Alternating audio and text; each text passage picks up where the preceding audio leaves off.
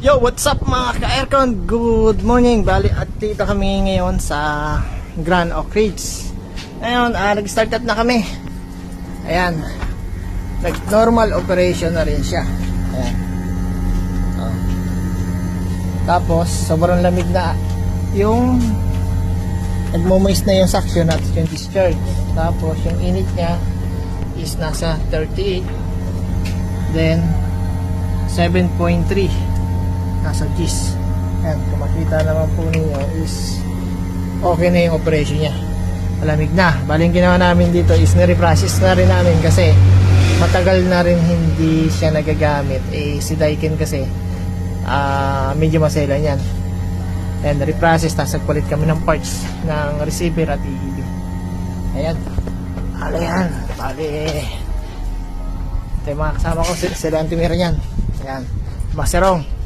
Nandito tayo sa loob.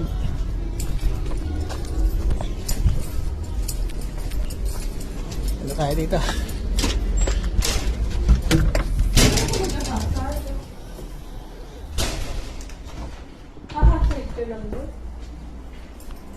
Ayan.